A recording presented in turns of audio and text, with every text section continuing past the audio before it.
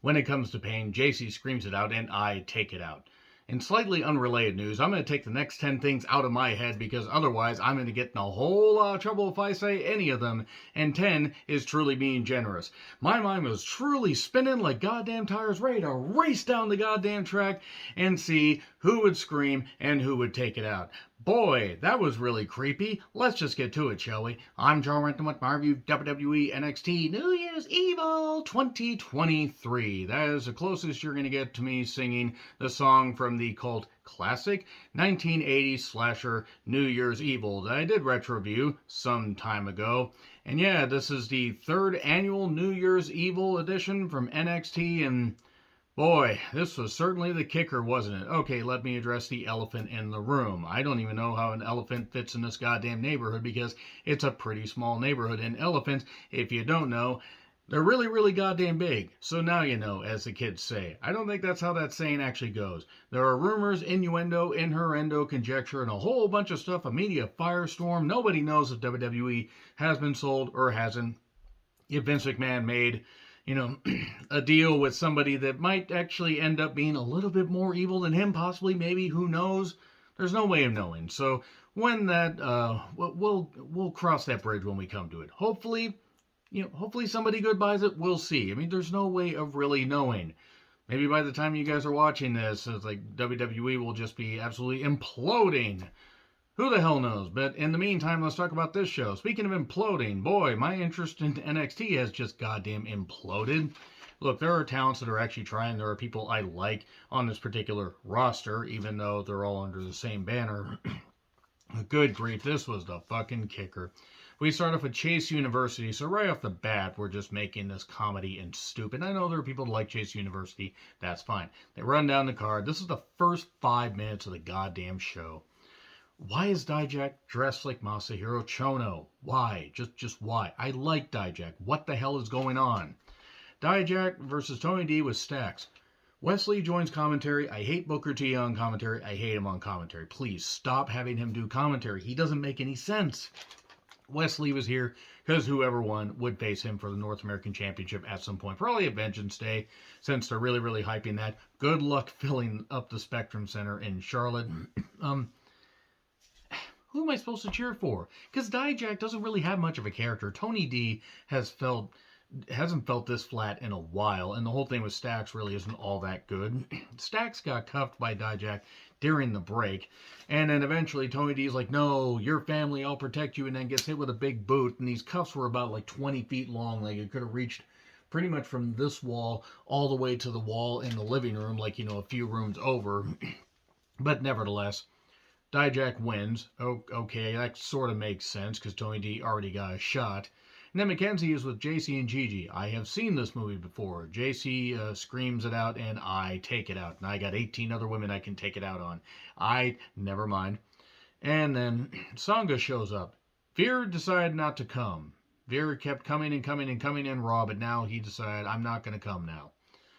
But I'll take you 2-on-1. And then Jinder shows up. Frank didn't want to turn off the smoke machine because apparently Frank heard about the rumors of the deal and decided, damn it, I have one job and I don't want to do it anymore. Frank and his smoke machine, a total thing that I've just made up. He's like, nah, I don't want to turn it off. Jinder's in NXT. I want USA Network to pull the plug immediately on this show. I know there are people that like Jinder. That's fine. He's a former WWE champion. That's not fine. That was terrible television. And we're getting a singles match later. New Day and Pretty Deadly Glory do bad comedy about bad hair. And I'm going to talk about the Hulu movie that was quite good. Valentina wants to know about Sangha. And then Elektra Lopez, my goodness, says, worry about yourself. Pretty much it. So then Pretty Deadly Glory, they're going to run the gauntlet. Then they face off against 3 of the best tag teams in NXT. They face off against 2 jobber guys, or whoever they are, called The Rockers. They come out to the old Rockers music, which I'm sure Pop Shawn Michaels is Good Eye or Lazy Eye. Actually, his Lazy Eye booked some other stuff a little bit later. They beat them quickly, and then the New Day interrupt and say, we actually have 2 tag teams that you'll face. Idris and Ofe Malik Blade show up, and I like these guys. These guys are very talented. I hope they have a big 2023. You want to put them against 2 goddamn goofs? No, I'm not gonna. They did some good dives, some good work. Pretty Deadly Glory can work. I just hate the gimmick. It's stupid. And we get a roll-up reversal for 3. Briggs and Jensen were going to face him, but suddenly they're laid out backstage. And then Gallus, apparently their suspension is lifted, meaning we had to work out the visa issues with them and various other UK talents. So it's Mark Coffey and Wolfgang. They come in, they beat the shit out of Pretty Deadly Glory and beat them flat quickly. Okay, Gallus versus New Day. I guess, fine, why not? Julius is upset and he wants to get a Jinder. He wants a singles match. Brutus is in the medical room that apparently is a hyperbolic chamber. Ivy is trying to reason with them, or I don't know what Ivy was trying to do. She's got to worry about a match a little bit later. So Hayes is in a diner mocking the whole thing that Apollo's been doing, writing the stuff down. Tricky Dicky Williams was in a Scripps mask, and then they're making fun of him. And we find out a little bit later what's going on with that. I like Hayes. Hayes and Trick will be a great asset to the main roster, depending on what that's going to look like. And then we get the ball dropping, and Tiffany Stratton Stone is back. I don't care who does what with their body; it's your choice. I just think this edict with wrestling companies is saying, yeah, do this to yourself and we'll push you. She looks totally different, and I didn't see what was bad about her before. If it was her choice, fine. If it wasn't her choice and the company made her do that, then it's freaking ridiculous. That is my take on it. I forgot all about her. I'm not going to lie to you. I mean, I knew she was coming back, but I forgot about her because she'd been off for a while. We get a package on Steiner and Waller, various packages, and then we get Caden and Katana talking about their record-breaking NXT Women's Tag Title reign. And then Tiffany Stratton shoves the camera away because she doesn't want to have anything to do with them.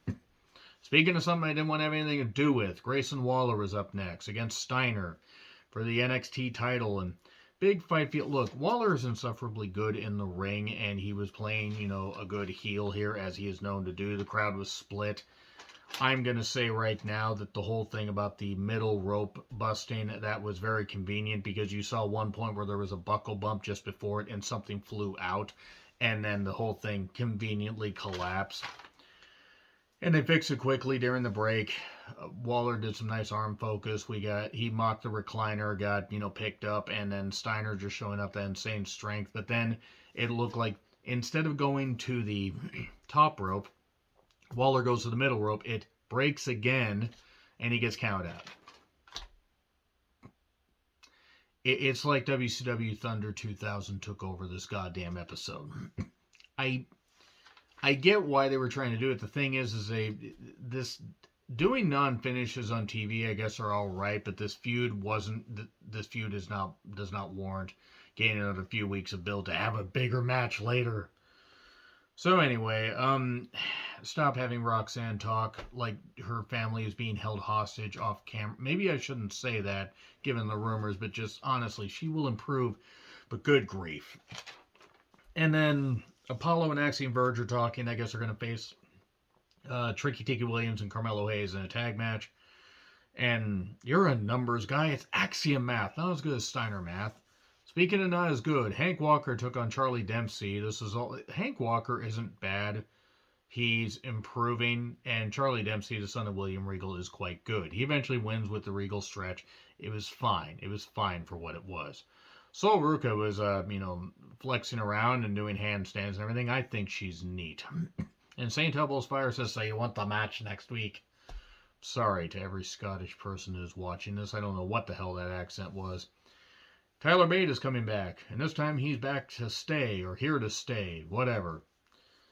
NXT Anonymous, Anonymous was taking, had cameras on Oro and the Blind Forest, and he was reading a Scripps thing. So are NXT Anonymous and Scripps the same person? I have so many questions, like, who came up with these ideas? I just want to talk, and then I want them fired. Julius Creed then took on Jinder. Speaking of people that I want fired, I want whoever decided that Jinder should get a win on television in 2023 to be fired. This is not good. Oh, let's use Jinder in NXT. This will work. No, this did nothing for Julius. I understand what they were trying to do, but with somebody other than Jinder, it'd make more sense. He won. Did nothing for Julius. Who is Stevie Turner? I have so many questions. Why is she an influencer? I don't have anything against her, but what is going on? I didn't watch that much NXT UK, so if she's good, please let me know in the comments. Briggs and Jensen are with Fallon Henley and Kiana James. And Kiana, let me just say, I wish I was in Jensen's place. That's all I'm going to say. But then I would have to be a second generation talent and actually be good in, you know, something good for wrestling as opposed to being a fan just shouting on, a YouTube channel. But Kiana James looks absolutely phenomenal. 20,000 woman battle royal. Actually, it's only 20. And here's who's in there. Cora Jade, Fallon Henley, Kiana James, JC Jane, Gigi Dolan, Nikita Lyons, planning her own insurrection there. If you know, you know. Wendy Chu, Grandma Stark, who actually remembers when, there were only 20 women on this planet. Elektra Lopez, Thea Hale, St. Elbows Fire, Ivy Nile. Where was Isla Dawn? Was Isla Dawn in this? Rise of Lyra Valkyria or Valkyrie or whatever it is. Indy, Tatum, Lash Legend, Sol Ruka, Valentina, Danny Palmer. Who is Danny Palmer? Who is Danny Palmer? I'm asking. I don't know. Were there other people? Maybe. I don't know. Cora got tossed out first by Rise of Lyra. And then Sol does an impressive handstand. That was cool. That was a good pop. Even had one foot touch the floor, but didn't have the other foot touch. Good stuff there. And then Grandma Stark tossing out minorities, like, she was there when she really remembered the Alamo. At least Wendy Chu didn't win because I might have just wanted the Capitol Wrestling Center to be shut down immediately. And then later Cora shows up after St. Elbows Fire got eliminated and Rise of Lyra got eliminated. And now it's down to JC and Gigi. And JC looks at her and says, that's okay, we'll eliminate each other. Or we'll eliminate, ourselves. And then she kicks her. They go to eliminate each other. They do a very convoluted thing on the top rope where they're all on these sides, and then they do. I don't know why they're doing this, but they're doing this, and then they hit each other, and then they fall at the same time. So it's like 1994. If 1994, the finish of the '94 Rumble was done by a sea cucumber, not the fault of the performers, the fault of the people putting it together. So JC and Gigi will take on Roxanne. Do not split up JC and Gigi. Unless one of them wants to leave. I don't understand why you would split them up because they're a good duo.